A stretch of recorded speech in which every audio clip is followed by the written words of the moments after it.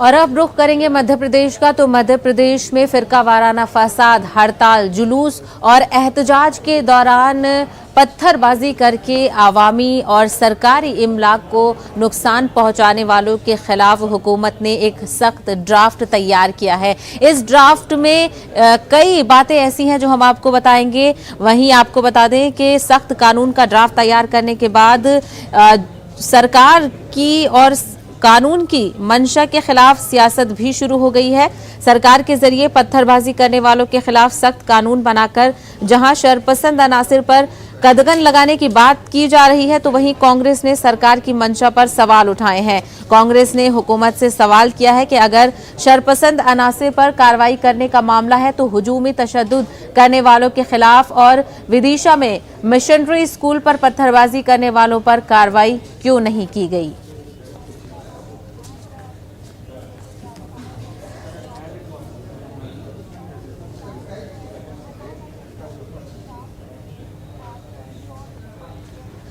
तो मध्य प्रदेश की बैठक में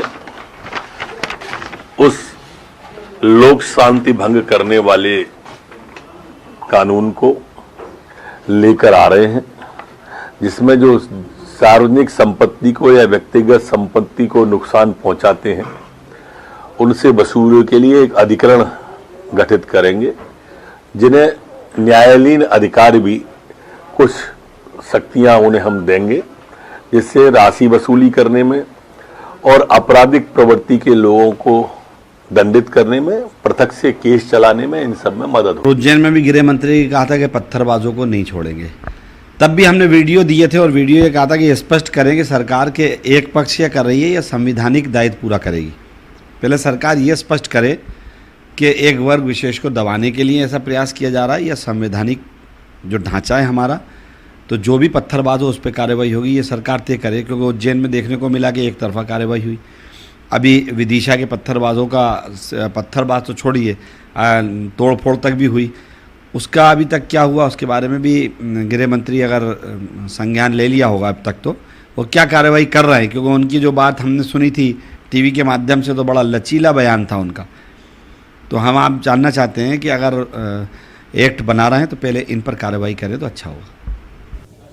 तो इसी मामले पर बातचीत करेंगे हमारे नुमाइंदे मेहताब आलम इस वक्त हमारे साथ बराह रास्त जुड़ गए। मेहताब आलम, मध्य प्रदेश में कांग्रेस और बीजेपी में घमासान तो चलता ही रहता है, लेकिन पहले ये जानना जरूरी है कि जो हुकूमत की तरफ से ड्राफ्ट तैयार किया गया है उसमें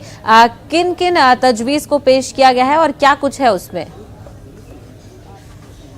देखिए, हुकूमत की तरफ से जो ड्राफ्ट तैयार किया गया है वो ड्राफ्ट जो है फाइनल उस मरहले में है। आने वाली कैबिनेट की मीटिंग में उसे पेश किया जाएगा और 20 दिसंबर से असेंबली का जो सेशन शुरू हो रहा है उसमें उसको पेश करने के बाद अगर वो पास किया जाता है तो मध्य प्रदेश में उसको लागू किया जाएगा। जो उसमें बिल है उसमें है कि अगर किसी भी तरीके से सरकारी अवामी इमलाक को पत्थरबाजी के जरिए नुकसान पहुंचाया जाता है तो उसकी वसूली उन लोगों से की जाएगी, वो फर्ज से या अफराद का जो ग्रुप है उन सब से की जाएगी और इसके लिए एक ट्रिब्यूनल की तश्कील भी दी जाएगी। लेकिन बुनियादी सवाल यह है कि जिस तरह से कांग्रेस ने सवाल उठाया है कि मध्य प्रदेश में अगर पिछले अगस्त से अब तक की बात करें, पिछले 6 महीनों में 82 से ज़्यादा मकामात पर हुजूमी तशद्दुद के मामले पेश आए हैं। नीमच का मामला आपको याद होगा कि वहाँ पर आदिवासी के साथ अगर हुजूमी तशद्दुद होता है तो उसके करने वालों के घर तो तोड़ दिए जाते हैं, लेकिन इंदौर में, उज्जैन में, देवास में, हाटपिपलिया में या फिर जो है दूसरे मकामात पर जो हुजूमी तशद्दुद होते हैं उन लोगों के खिलाफ कोई कार्रवाई नहीं की जाती है। इसी तरह से 5 दिन पहले विदिशा में मिशनरी स्कूल पर जिन लोगों ने पत्थरबाजी की थी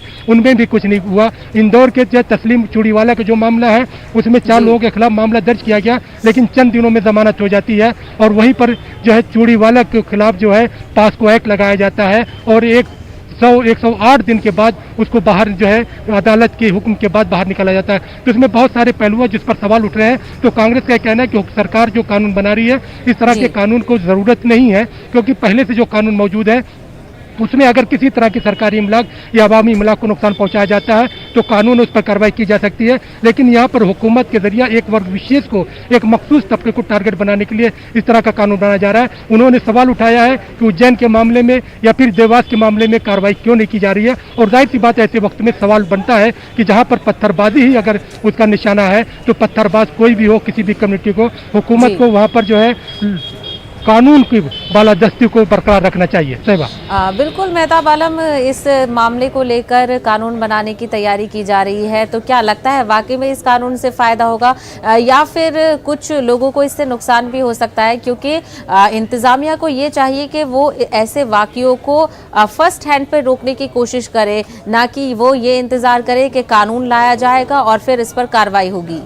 पुलिस के जरिए ही पेश की जाएगी और उसमें जो अदालत बनाई जा रही है, जो ट्रिब्यूनल बनाया जा रहा है, उसको सिविल राइट होंगे और सिविल राइट के जो अख्तियारात होंगे, यहाँ पर अवाम की बात नहीं बल्कि जो है वहाँ पर एडमिनिस्ट्रेशन के जरिए जो बात की जाएगी वही मानी जाएगी। और आपको याद होगा कि जो है 7 दिसंबर को इसी मध्य प्रदेश के कटनी में जब वहाँ पर एसपी जो है सुनील जैन के जरिए एक खत निकाला जाता है, सर्कुलर जारी किया जाता है, उसमें साफ तौर पर लिखा जाता है कि सिख, मुस्लिम, अल्फा, सिम्मी और दहशतगर्द तंजीमों पर सख्त नजर रखी जाए। अगर एडमिनिस्ट्रेशन की सतह पर इस तरह के एहकाम जारी होते हैं और किसी कम्युनिटी को जो है दहशतगर्द के जुमरे में रख दिया जाता है और वहाँ पर भी कार्रवाई नहीं की जाती है, बाद में मीडिया में न्यूज़ 18 उर्दू पर और दूसरे चैनलों पर खबर आने के बाद वहाँ पर एसपी के जरिए माफी मांग दी जाती है और कहा जाता है कि यह गलती से ऐसा जो है हो गया, दानिस्ता तौर पर नहीं किया गया, और उसमें शोकाज नोटिस उस किलर पर जारी किया जाता है जिसके जरिए टाइप किया गया है। सवाल बुनियादी तौर पर वही है कि अगर एडमिनिस्ट्रेशन के दस्तावेज में इस तरह के अल्फाज इस्तेमाल किए जाते हैं और एडमिनिस्ट्रेशन की ही रिपोर्ट सब कुछ होगी, तो वहाँ पर कहीं ना कहीं